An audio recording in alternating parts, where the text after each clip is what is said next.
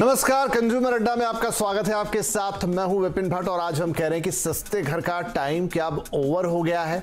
ऐसा इसलिए क्योंकि एक के बाद एक जो तमाम डेवलपर हैं या डेवलपर संस्थाएं हम कह लें, मसलन नरेटको हो गई जो एक राष्ट्रीय संस्था है डेवलपर्स के हिंदुस्तान के अंदर, क्रेडाई हो गया जो एक और बड़ी राष्ट्रीय संस्था है, और अमूमन देश के सारे जो डेवलपर्स हैं, बिल्डर्स हैं, वो इन्हीं दो संस्थाओं के सदस्य हैं। और इन दोनों ही संस्थाओं की तरफ से बार बार एक बात सामने आ रही है कि रॉ मटेरियल या इनपुट कॉस्ट बढ़ने से अब घरों के दाम बढ़ाने के अलावा कोई चारा नहीं रह गया। इनफैक्ट क्रेडाई गुजरात से तो ये ऐलान हो गया बाकायदा कि वो 2 अप्रैल से दाम बढ़ाएंगे, वो भी 500 रुपए प्रति स्क्वायर फीट के। इसी तरह की बात हम नरेटको से भी सुनते हैं, इसी तरह की बात हम क्रेडाई के दूसरे चैप्टर से भी सुन रहे हैं, मुंबई से सुन रहे हैं, एनसीआर से सुन रहे हैं, जहां इनपुट कॉस्ट का हवाला देकर, जहां पर रॉ मटेरियल की बढ़ते प्राइसेस का हवाला देकर यह कहा जा रहा है कि अब उस दाम की बढ़ोतरी के बिना घर बेचना मुश्किल है, इसलिए ये बढ़ोतरी वो करेंगे ही। लेकिन क्या ये बढ़ोतरी एक परमानेंट बढ़ोतरी होगी या अभी दाम ऊपर हैं तो बाद में, जब हम सब जानते हैं कि इस समय कमोडिटी प्राइसेस बहुत ज्यादा हैं, वैश्विक हालात जो भी हैं उनके चलते ये माहौल बन गया है, तो क्या दाम घटेंगे तो ये भी घटेंगे, या ये दाम जब इतना अच्छा बिक्री हो रही है तो उसे बढ़ाना जरूरी है, क्या इन्हें थोड़ा कम नहीं बढ़ाया जा सकता? ऐसे तमाम सवाल हैं जिनका आज जवाब जानने की कोशिश करेंगे। और फिर सबसे बड़ा सवाल कि ऐसे में आपके लिए क्या है, क्या आप बढ़े हुए दामों पे घर खरीदें, आप रुके ना रुके, किस तरीके से अपने फैसले को आप लेंगे? तो हमारे साथ कार्यक्रम में शामिल हो रहे राजन बंदिलकर साहब जो कि प्रेसिडेंट है नरेटको नेशनल के, हर्षवर्धन पटोदिया जी हैं जो कि प्रेसिडेंट है क्रेडाई नेशनल के और नेशनल प्रेसिडेंट है, और गुलाम जिया साहब हैं जो कि ईडी है नाइट फ्रैंक इंडिया के। आप सभी का बहुत बहुत स्वागत है। राजन साहब, आपसे शुरुआत करते हैं। मैं एक फोरम में था जहां पर आपके नरेटको वेस्ट के प्रेसिडेंट जो हैं संदीप रूनवाल साहब वो थे और वो बातचीत कर रहे थे, तो उन्होंने कहा कि हमने कई बार महाराष्ट्र रेरा से हाल फिलहाल में मुलाकात की है और उनसे कहा है कि वो हमें बीच में, once you declare the price on RERA, तो लेकिन हमें बीच में उन्हें बढ़ाने की इजाजत दी जाए क्योंकि अब जो इनपुट कॉस्ट है वो बहुत ज्यादा बढ़ गई है। तो क्या सर वो जो लेवल है वो क्रॉस हो गया है जहां पर आपको दाम बढ़ाने ही होंगे क्योंकि इतनी अच्छी बिक्री हो रही है, इतने सालों बाद ये माहौल बना है रियल एस्टेट के अंदर कि लोग घर खरीद रहे हैं, लेकिन एक बार फिर से अगर उन्हें लगेगा कि दाम बढ़ रहे हैं, वो भी 10% तक की बात हो रही है उससे ज्यादा, तो ये घर खरीदार के लिए थोड़ा डिटरेंट हो जाएगा? नमस्कार विपिन जी। मैं बहुत दुख से और खेद से कहना चाहता हूं क्योंकि हमने सरकार को लिखा हुआ है हर जगह पर, लेकिन अनफॉर्चुनेटली सरकार इसमें कुछ दखल अंदाज नहीं कर रही है। अगर आपने देखा होगा तो नितिन गडकरी जी ने भी हर प्लेटफॉर्म पे बोला हुआ है कि अब ये जो सीमेंट और स्टील के दाम है, अब ये तो ठीक है, यूक्रेन और रशिया का वॉर चालू हो गया, अब ये तो सिर्फ इनको एक बहाना मिल गया कि जो ये पहले भी दाम बढ़ा रहे थे इनको कहने के लिए एक बहाना मिल गया कि भैया अब ये यूक्रेन का वार चालू है। लेकिन इन्होंने इसके पहले के 1 साल से सरासर इन्होंने दाम बढ़ाए हुए हैं और ये हमने इवन कंपटीशन कमीशन में भी इनके बारे में कंप्लेन की हुई है। अब हमारे पास अगर आप बोलो, हमारे पास कोई चारा नहीं बचा है। अगर आप बोलो कि हम दाम नहीं बढ़ाएंगे तो मकान पूरे नहीं हो जाएंगे। और अगर हमने एक दफे रेरा में मकान बेच दिए और प्राइस रेरा में ऐसी है कि एक दफे हमने प्राइस भेजा, जो प्राइस में हम नक्की करके मकान बेचते, उसके बाद में हम उसको रिवाइज नहीं कर सकते अनलेस एंड अनटिल अगर वो कंज्यूमर ने हमको पेमेंट डिले दिया तो हम इंटरेस्ट ले सकते हैं, वरना हमको कोई भी रेरा में सहूलियत नहीं है। तो हमारे पास इवन मेरे मत से हर्ष पतोड़िया भी सहमत हो जाएंगे कि हमको दाम बढ़ाने के बगैर कोई चारा नहीं रहा। लेकिन इसमें एक आपके चैनल से मैं एक सरकार को विनती करना चाहता हूं, क्योंकि जब स्टील के दाम 35,000 से 40,000 रुपए टन थे तब हमको जीएसटी जो लगता है 18%, वो जीएसटी 18% उस पर लग रहा था। आज लेकिन जबकि दाम 80,000, 85,000, 90,000 हो गया तो भी जीएसटी उतना ही लगता है। और हमको अगर आपने देखा होगा तो आईटीसी नहीं मिल रहा है। सरकार अगर हमको आईटीसी दे देवे तो भी क्या होगा कि हमको बोलते हैं ना कि डूबते को तिनके का सहारा। तो हमको जो प्रॉब्लम हो रहा है, और प्रॉब्लम एक तरफा नहीं, हमको 2 तरफा प्रॉब्लम हो रहा है। एक तो हमको आईटीसी नहीं मिल रही है, दूसरा हमको कैश फ्लो में प्रॉब्लम हो रहा है। जी तो ठीक है, ये आईटीसी, आपका आईटीसी वाला भी जो पॉइंट है उस पर भी चर्चा करते हैं। और बाकी आपने जो कहा कि ये सीमेंट और स्टील के दाम आप कह रहे हैं उन्होंने बहाना ढूंढ लिया है कंपनियों ने, लेकिन वो तो लगातार पिछले 1-1.25 साल से ये बढ़ा रहे थे। हर्ष जी भी जुड़ गए। हर्ष जी, आपके यहाँ से तो ऐलान आ गया बाकायदा, क्रेडाई गुजरात ने तो ऐलान ही कर दिया है कि वो 2 अप्रैल से 500 रुपए पर स्क्वायर फीट बढ़ाएंगे। मुंबई में भी जो आपकी कॉन्फ्रेंस हुई उन्होंने ये कहा है कि 10 से 15%, मैं एवरेज भाव भी पकड़ लूं अगर मुंबई का जो 10,000 रुपए के आसपास होगा अलग अलग इलाकों में, तो ये 1500 रुपए के आसपास बढ़ जाते हैं, जो कि बड़ी बढ़ोतरी है। क्या इतने दाम बढ़ाने जरूरी हो गए सर? विपिन जी नमस्कार। जी नमस्ते, thank you for inviting me to the show. ऐसा भाई साहब कि राजन साहब ने कहा अभी कि हमारे जो इनपुट प्राइसेस है लास्ट 1 साल में एवरेज 35 to 40% दाम बढ़े हैं। स्टील का दाम तो क्या है कि 100% से ऊपर बढ़ा है। बाकी समझिए cement, copper, aluminium, stone chips, sand, tiles, all metals, plastic pipes, everything, all the prices including labour cost, everything has gone up. और ये जो दाम बढ़े हैं ये डेवलपर के अब्सॉर्ब करने की कैपेसिटी से बाहर हो गया है। एंड राजन साहब ने ठीक कहा कि हमारे दोनों तरफ तकलीफ है। एक जीएसटी रेट्स बहुत हाई है, सेकेंडली हम डेवलपर्स को प्रोजेक्ट्स में इनपुट क्रेडिट नहीं मिल रही है। तीसरी बात, जो दाम बढ़ रहे हैं ये स्टॉप भी नहीं हो रहा है, ये कंटिन्यूसली बढ़ते जा रहे हैं। कोई भी आदमी अपने प्राइसिंग स्ट्रेटेजी में 5 to 10% नॉर्मल इन्फ्लेशन का एक फैक्टर रख सकता है, but this unprecedented price rise का कोई कैलकुलेशन हो नहीं सकता in the terms of pricing. Plus हम लोगों को, डेवलपर को एक और परेशानी ये है कि रेरा में हम लोग जो माल बेच चुके हैं उस पे हम एस्केलेशन चार्ज नहीं कर सकते जी, और ये एक बहुत बड़ा समस्या हो गया है। इसके कारण स्पेशली अफोर्डेबल हाउसिंग प्रोजेक्ट में बहुत बड़ा इंपैक्ट आने वाला है और बहुत बड़ी डिफिकल्टी खड़ी होने वाली है। जी ठीक है, गुलाम जियाद साहब हमारे साथ जुड़ गए। गुलाम साहब, आपने हमारे दोनों इंडस्ट्री लीडर्स को सुना। अब एक तरफ ये थोड़ा दुधारी तलवार जैसा मामला हो जाता है कि एक तरफ जो इतना अच्छा रियल एस्टेट मार्केट जिसने इतने सालों बाद एक अच्छा वक्त देखा जब लोग खरीद रहे हैं, इंटरेस्ट रेट भी लो है और दाम भी स्टैग्नेंट थे, लेकिन अब जो इनका कहना है कि भाई इतना ज्यादा इनपुट कॉस्ट बढ़ गया है, इनपुट कॉस्ट को भी हम आपसे समझते हैं, लेकिन अगर दाम बढ़े और अगर वो खरीदार चले गए तो भी एक दिक्कत हो जाएगी। तो क्या ये दाम बढ़ाने अब एक एविटेबल मतलब ऐसी चीजें जिसको आप नहीं टाल सकते हैं, या फिर अगर उसको थोड़ा बहुत देखा जाए, क्योंकि अगर मैं मानूं कि ये दाम बढ़ रहे हैं ये लोकल या फिर इंटरनेशनल जियोपॉलिटिकल रीजन की वजह से, तो हो सकता है आगे जाके जितना प्राइस इस समय बढ़ गया है वो थोड़ा कम होता हुआ भी नजर आए, वो चीजें सॉफ्ट भी हो जाए। जी बिल्कुल, ये मुमकिन है। आपने जो सबसे आखिर में बात कही है कि ये खास तौर से जो वॉर यूक्रेन और रशिया के दरमियान चल रही है उसकी वजह से बहुत जबरदस्त असर आया है। अब तो बल्कि पेट्रोल के तेल के भावों में जो बढ़ोतरी आएगी उसका भी इम्पैक्ट अभी बाकी है। तो यूं समझ लें कि जिस परिस्थिति से हम गुजर रहे हैं ये तो बहुत ही कठिनाइजनक है और इसमें हमको उसका हल ढूंढना बहुत जरूरी है। लेकिन क्या हल केवल प्राइस बढ़ाने से मिल जाएगा, ये एक चीज सोचने लायक है। जैसे आपने भी बताया कि क्या प्राइस बढ़ाने से खरीदार मार्केट में बरकरार रहेंगे या उनकी तरफ से कोई एडवर्स रिएक्शन या सेल्स के वेलोसिटीज कम हो जाएंगी। देखिए, पहली चीज तो ये कि हम फ्री मार्केट में we exist in a free market, हम फ्री मार्केट में काम कर रहे हैं। तो अगर आपको दाम बढ़ाने हैं तो उसमें कोई दिक्कत नहीं है। ऐसा नहीं है कि आपको कोई अनाउंसमेंट करके ही दाम बढ़ाने होंगे। जाहिर सी बात है, जैसा दोनों सज्जनों ने बताया कि रेरा के कारण आप ऑलरेडी सोल्ड इन्वेंट्री के प्राइस नहीं बढ़ा सकते, वो तो एक दिक्कत है। लेकिन जो आगे वाली सेल्स हैं उनके दाम बढ़ाने में कोई ऑफिशियली या professionally I don't see any, कोई इसमें कोई दिक्कत नहीं आनी चाहिए। बस यही है कि खरीदार का रिएक्शन क्या होगा वो देखना होगा।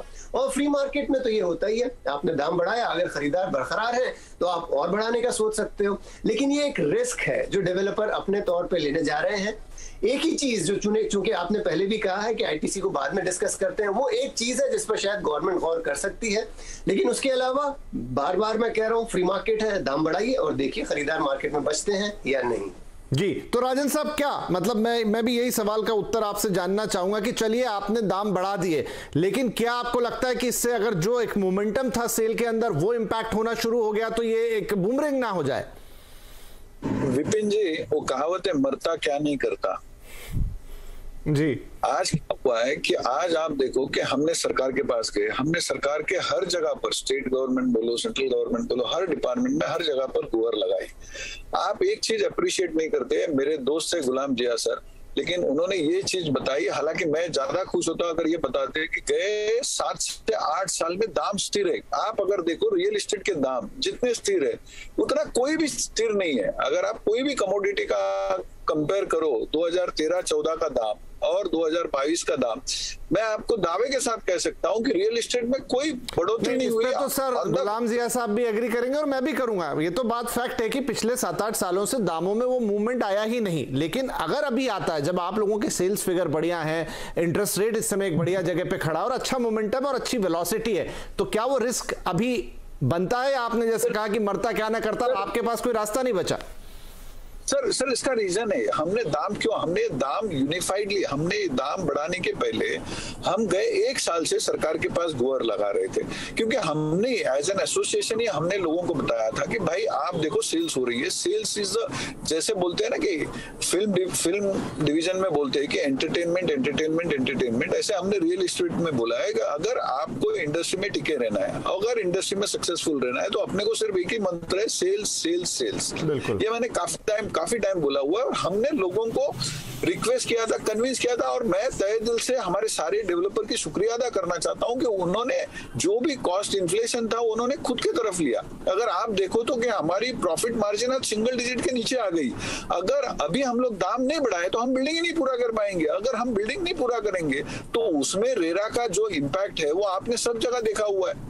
तो हम तकलीफ में आवे उससे बेहतर है। और मैं आपके चैनल से, आपके माध्यम से ग्राहकों को भी समझाना चाहता हूं कि देखो इन्फ्लेशन ये बढ़ रहा है, आपको आज अगर हमने रेट बढ़ाए, इंटरेस्ट रेट आज भी कम है जो हमने आज देखा हुआ है, उसमें हम आरबीआई का, गवर्नमेंट का शुक्रिया अदा करना चाहते हैं कि होम लोन मेरे ख्याल से पूरे लाइफ स्पैन में, अगर मैं आज 40 साल से बिजनेस में हूँ, इतना कम रेट होम लोन आज तक कभी नहीं आया। तो वो एक चीज है, प्लस सप्लाई भी ज्यादा है। आज देखो कि हर एक लोगों ने, आप कितने भी जगह देखो तो कोरोना के बाद में अगर आपने देखा होगा तो न्यू लॉन्चेस भी काफी बड़े हैं। आज बॉम्बे, स्पेशली अगर आप मुंबई में देखो तो 1.5 करोड़, मतलब इतने स्क्वायर फीट अगर काम अप्रूव हो गए तो 100% सप्लाई आ गया। वो सारी बातें बिल्कुल आपकी बात पूरी सही है। और अच्छी बात यह है कि लोगों को घर का उस तरीके से महत्व समझ में आया है। बैंक्स अभी भी इंटरेस्ट रेट को उन्होंने हाथ नहीं लगाया, उतने ही सस्ते पे मिल रहा है। हर्ष जी, तो मुझे ये बताइए, अब हम थोड़ा सा सोल्यूशन की तरफ जाने की कोशिश करेंगे कि एक आप लोगों ने ये भी कहा था, आपकी संस्था ने, कि भाई इतना महंगा रॉ मटेरियल रहा, हमने जैसा बांदिलकर साहब भी कह रहे हैं कि बार बार सरकार को अप्रोच कर लिया लेकिन कुछ हुआ नहीं, तो हम काम ही रोक देंगे अगर इतना महंगा हो जाए। तो अब काम रुका तो नहीं है अभी तक, लेकिन आप क्या चुनेंगे? क्या आप उसके लिए रॉ मटेरियल खरीदना बंद करके काम रोकना पसंद करेंगे या फिर दाम बढ़ाना पसंद करेंगे? देखिए, काम रोकना असंभव है, प्रैक्टिकल नहीं है। आज द लास्ट 7 to 8 years आप ये भी अप्रिशिएट करिए कि एक होम बायर का डिस्पोजेबल इनकम भी भारत में बढ़ा ही है। ये तो है नहीं उसकी डिस्पोजेबल इनकम स्टैग्नेंट है। Secondly, I think if the industry pan India अगर दाम बढ़ा रही है तो there is an inevitable need of increasing the price. Developers have absorbed any increase for the last 7-8 years, but अब ये सिचुएशन ऐसा पहुंच गया है कि अब ये हो नहीं सकता। एंड आई थिंक अगर काम हम रोक देते हैं, सप्लाई कम हो जाती है, तो वैसे भी दाम बढ़ेंगे, स्पेकुलेटिवली दाम बढ़ेंगे, वो भी राइट नहीं है। तो आई थिंक ये प्रोग्रेसिवली स्टेक होल्डर्स के साथ बैठ के, गवर्नमेंट के साथ बैठ के सिचुएशन ऐसी बैलेंस करनी पड़ेगी कि there is going to be some normal inflationary price increase as well as ये अबनॉर्मल सिचुएशन को थोड़ा वॉच करके देखना पड़ेगा कैसे बैलेंस हम कर सकते हैं। बट अल्टीमेटली सप्लाई भी हमको कयामत रखनी पड़ेगी, बिकॉज सी नॉट दिस, आपके लेबर अनएम्प्लॉयमेंट भी इम्पैक्ट आएगा। उससे तो बहुत सारी चीजों पे इम्पैक्ट आएगा। सर आप बिल्कुल सही कह रहे हैं। तो गुलाम जिया साहब, फिर देखिए, अगर एक तरफ देखें तो अभी का जो स्थिति है, आप कमोडिटी प्राइसेस की अगर हम बात करें तो जितनी एफएमसीजी आइटम है उनके भी दाम बढ़े, लेकिन अब साबुन, तेल, कंघी, बिस्किट, इसमें होता है कि 2-4 रुपए ऊपर नीचे हो गए तो किसी को इम्पैक्ट उतना नहीं आता। लेकिन घर जिसकी कीमत लाखों में होती है, अगर उसमें 5% या 500 रुपए पर स्क्वायर फीट की भी बढ़ोतरी हो तो बहुत बड़ा अमाउंट बनता है। तो अब ऐसे में गवर्नमेंट इंटरवेंशन, जैसा आपने कहा कि फ्री मार्केट है, तो गवर्नमेंट नहीं कहने जा रही है कि तुम सीमेंट के दाम घटाओ या तुम सरिये का दाम घटाओ या स्टील के दाम घटाओ, उन कंपनियों की अपनी डिमांड होगी। तो फिर रास्ता कैसे निकलेगा? या तो ग्राहक के ही एंड पे ये जाके गिरेगा, और फिर आपने कहा जैसा कि फ्री मार्केट है, फिर जो खरीदेगा वो खरीदेगा, जिसको लगता है कि चलिए 10 लाख कीमत बढ़ भी गई या 5 लाख ऊपर भी देना पड़ा पर मुझे घर मिल रहा है तो मैं घर ले लूं। ये बिल्कुल सही कहा आपने। ये जो मसला है इस कगार पर पहुंच गया है कि यहाँ आज प्राइस बढ़ाने की सिवा और कोई नौबत बची नहीं है। ये हमें मान लेना होगा कि आज कोई और ऑप्शन बचा नहीं है किसी के पास। और इस सिचुएशन में जैसा बांदलकर साहब चाह रहे थे कि मैं ये भी बताऊं कि ये पिछले कई सालों से प्राइस नहीं बढ़े वगैरह, वो हम सब जानते हैं। हाँ, बिल्कुल। तो ये बात तो तय है कि एक तरफ जो प्राइस बरकरार रहे हैं, या अगर आप देखें प्राइस गिरे हैं, अगर आप इन्फ्लेशन को भी काउंट कर लें तो एक जबरदस्त गिरावट आई है प्राइसेस में। और दूसरी तरफ हर्ष जी जो कह रहे हैं वो भी बिल्कुल सही है कि वेल्थ क्रिएशन हुआ है, इकोनॉमी इंप्रूव हुई है। पेंडेमिक के साल 1.5 साल को अगर हम इग्नोर करें तो उससे पहले गजब का जो उभार इकोनॉमी में देखा गया था, उसके कारण खरीदारों के पास पैसे हैं। ऐसा है कि लोगों के बजट कम हो गए हो या कुछ हुआ हो, बल्कि over a period of time wealth creation बिल्कुल हुई है, अफोर्डेबिलिटी आई है। हम तो अगर मैं सिर्फ मुंबई की भी बात कर लूं जो सबसे महंगी मार्केट समझी जाती है, यहाँ पर एक समय ऐसा आया था जब percentage of money to be spent on EMI, अगर आप 100 रुपए घर लाते हो तो उसमें से 95 आपको घर की EMI के लिए देना पड़ रहा होता किसी जमाने में, वो अब गिर के 50 के करीब आ गया है। और आइडियली 40% अगर आप हर महीने की EMI दे रहे हो आपकी सैलरी में से। जी बिल्कुल, गुलाम साहब आप बिल्कुल सही कह रहे हैं कि ये फैक्टर अगर एक साथ ना आए होते कि आपको सही कीमत वाला प्रोडक्ट मिल रहा होता, आपको इतना सस्ता लोन मिल रहा होता, तो जो पहले ऐसा नहीं कि कोई घर खरीदना चाहता नहीं था लेकिन अब वो उस सर्किल में आता ही नहीं था तो उसकी सोच से बाहर हो जाता था। तो मुझे वही लग रहा है कि ये डायनामिक्स कहीं बिगड़ ना जाए और आपको पता नहीं कि आगे इंटरेस्ट रेट भी शायद बढ़ जाए, क्योंकि स्थितियां वैसी बन रही। मैं एक छोटा ब्रेक लेता हूं, ब्रेक के बाद कुछ सोचेंगे कि जैसा बात हुई थी ITC की, क्या वहीं से जैसे पेट्रोल डीजल में भी उम्मीद कर रहे हैं कि भाई ठीक है आपका क्रूड महंगा हो गया है तो आप थोड़ा सा टैक्स कम कर दीजिए, तो क्या वहां से कोई सहारा मिल सकता है जो होम बायर्स के लिए एक तरीके से थोड़ी राहत दे दे? इन दोनों सॉल्यूशन पे चर्चा करेंगे। एक छोटा ब्रेक ले रहे हैं, तुरंत हाजिर होंगे।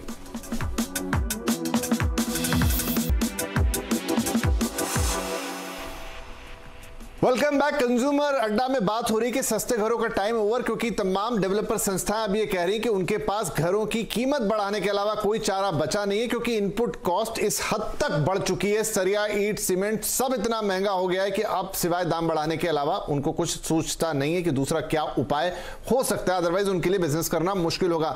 तो अब आखिरी सत्र में मैं चाहूंगा कि हमारे सभी पैनलिस्ट क्विक जवाब दें, क्योंकि समय रहेगा मेरे पास बहुत कम। बांदलकर साहब, आपने कहा कि आपने सरकार से 1-1.5 साल हो गया गुहार लगा, ना तो स्टील के दाम पे कुछ असर आया, ना सरिया ना सीमेंट, वो वहीं का वहीं है। क्या आपको लगता है एकमात्र GST वाला तरीका है जो इनपुट टैक्स क्रेडिट की आप बात कर रहे हैं, वहां से अगर कुछ राहत आती है तो आपके लिए वो रिलीफ होगा और शायद दाम बढ़ाने की जरूरत ना पड़े? सर, हम जो दाम बढ़ा रहे हैं ना, हम बहुत दुख से और बहुत खेद से दाम बढ़ा रहे हैं, क्योंकि अगर जब आपने बताया लास्ट टाइम हम दाम बढ़ा सकते, काम बंद कर सकते, एजिटेशन कर सकते, तो उससे कोई फायदा नहीं होगा, ना हमको फायदा होगा ना ग्राहक को फायदा होगा, क्योंकि हमने अगर काम बंद किया तो ग्राहक का काम डिले हो जाएगा, उसका पोजीशन लेट हो जाएगा, उसका बेचारे का EMI। तो अगर ITC में रिलीफ मिलता है तो ये रिलीफ की बात होगी सर? ITC के रिलीफ में ITC के रिलीफ से 100% बेनिफिट होगी। चलिए, तो ये एक पॉइंट है कि वहां से कुछ गुलाम साहब भी उस पर बात कर रहे थे। आता हूं आपके साथ। हर्ष जी, आपका क्या कहना है, क्या उपाय होगा कि कीमतों को बढ़ाना ना पड़े, या बढ़ाना पड़े तो वो बहुत मार्जिनल हो? ITC is a good solution. ITC अगर हमको मिलता है तो काफी हम डेवलपर की इनपुट कॉस्ट पे रिलीफ आएगा, उतना हद तक हम प्राइस को होल्ड कर सकते हैं और प्राइस भी एक साथ धीरे धीरे करके हम बढ़ा सकते हैं to keep the project alive. और डेफिनेटली हर डेवलपर की प्रॉफिटेबिलिटी की में तो बड़ा इम्पैक्ट आ गया है, बट अब ऐसी सिचुएशन है कि हम प्रोजेक्ट कंप्लीट ही नहीं कर पाएंगे अगर दाम नहीं बढ़ाए। जी, तो गुलाम साहब, क्या आपका टेक होगा इस पर? क्या ये बात उतनी सही है कि बहुत मतलब इस हद तक बात चली गई कि यहां पर आपकी सस्टेनेबिलिटी पे सवाल लग जाए, या दूसरा कि अगर कुछ उपाय इस तरह से हों कि आप ठीक है सीमेंट और सरिये के दाम या स्टील के दाम कंट्रोल नहीं कर सकते, तो कम से कम आईटीसी से कुछ रिलीफ है? आपकी नजर में क्या सॉल्यूशन है इसका? मैं बिल्कुल, पहली चीज तो आईटीसी वाला जो मुद्दा है उससे मैं पूरी तरह सहमत हूं कि इस पर तो जरूर गौर करना होगा, और ये जितना भी रिस्पाइट या जो सहूलत डेवलपर को मिलती है वो काफी होगी, लेकिन मुझे नहीं लगता कि वो उनको मुकम्मल तौर पर इसका कोई समाधान दे पाएगी। प्राइस राइज जहां से मैं देख रहा हूं इनएविटेबल है, मतलब अनिवार्य है, ये तो बढ़ने ही है। नाउ ये के सारे मुल्क में 500 रुपया या 1000 रुपया बढ़े, मुझे नहीं लगता ये सही तरीका है। आपको project construction cost to construction cost, because ये भी हर रीजन में अलग अलग है, तो ये चीज एक डेवलपर पे छोड़नी होगी कि उसका ओवरऑल एक्सेल शीट कैसी चल रही है और उसमें उसको कितना बढ़ाने की जरूरत है, और वो ग्रेजुअली बढ़ाया जाए, ये चीजें होनी जरूरी हैं। तो मुझे नहीं लगता कि आईटीसी मिलने के बाद भी आप प्राइस राइज को कंट्रोल कर पाएंगे। ये तो एक ऐसी सिचुएशन में पहुंच गया है कि अगर जब तक के ये सरिया का प्राइस वापस दोबारा जो 1.5 साल पहले था वहां तक नहीं जाता, बाकी सारी चीजें वहां नहीं जाती, तो शायद प्राइस राइज के अलावा। तो मैं बिल्कुल एक आखिरी सवाल क्विकली, राजन साहब, अगर ये जो बढ़े हुए सरिया का प्राइस है, सीमेंट का प्राइस है, ये कभी कम हो जाते हैं तो क्या दाम घटने के भी चांसेस बढ़ेंगे जो अभी इंक्रीज करने की बात हो रही है? देखो, दाम तो रियल एस्टेट में पहले कभी घट नहीं रहे थे, लेकिन आपने देखा होगा था पिछले दौर में दाम घटे हैं। तो मैं आपको यह आश्वासन नहीं देता हूं कि दाम घटेंगे, लेकिन जो आज सिर्फ सरिया और सीमेंट के नहीं दाम बढ़े, एल्यूमिनियम से पकड़ के सारी चीजों के दाम बढ़े। और मैंने जो आईटीसी बोला आपको, तो आईटीसी टोटल कंस्ट्रक्शन में, मतलब इवन लेबर में भी हमको आईटीसी लगता है। तो उससे क्या होगा कि आईटीसी जो मिलने से हमारे को कैश फ्लो की हमारी एक सहूलियत आपको आ जाएगी। नहीं, सही कह रहा है वो। तो मैं क्विकली सिर्फ एक लाइन में जवाब दीजिएगा हर्ष जी कि आप जब रेरा के पास गए थे एज ए संस्था, तो उनका भी यही कहना था कि ठीक है, शायद हम आपको दे भी दें ये मौका कि आप मौजूदा इन्वेंट्री पे दाम बढ़ा लीजिए, लेकिन क्या जब घटेंगे तो आप उसे घटाएंगे? देखिए, वो क्या है कि जब अगर कॉस्ट घटेगा तो हमको अपना माल भी तो बेचना है जी। तो हर डेवलपर ये चाहेगा कि भाई माल बिके और माल जोरों से बिके, because that is the need of the hour. बिल्कुल। And I think if the prices are going to rise and if the market subsides, the price may also be corrected. उसमें कोई गलत तो बिल्कुल तो गुलाम साहब जो कह रहे थे कि मार्केट फोर्सेस काम करेंगी, ठीक है, हो सकता है देखिए एक टेम्परेरी सिचुएशन हो जब बहुत ज्यादा इन्फ्लेशन से चीजें गुजर रही हैं, हो सकता है आने वाले वक्त में रॉ मटेरियल सस्ता हो तो प्राइस शायद फिर से ऐसे हो जाएं जहां डेवलपर ये डिसीजन ले कि भाई ठीक है, मुझे अपना माल बेचना है, क्योंकि ये बात तो अब सबको समझ में आ चुकी है कि आप सही प्राइस पे देंगे तो खूब माल बिकेगा और लोग खरीदेंगे भी। लेकिन अगर नहीं होता है तो दूसरा पहलू ये भी है, इनएविटेबल, जो कह रहे थे गुलाम जिया साहब की, शायद अगर ये परिस्थितियां ना बदले तो फिर वो प्राइस राइज, चाहे वो 400 रुपए, 500 रुपए, 300 रुपए, अकॉर्डिंगली जो भी होगा उसके लिए शायद ग्राहकों को तैयार भी रहना पड़ सकता है। अब सरकार क्या इसमें इंटरवीन करके कुछ करती है, आईटीसी के लिए लेके आती है, हमें सरकार पे छोड़ना होगा, लेकिन करंट सिचुएशन तो यही है। बहुत शुक्रिया आप तीनों ही मेहमानों का वक्त निकाल के कार्यक्रम में शामिल होने के लिए और अपनी अपनी राय रखने के लिए। नमस्कार।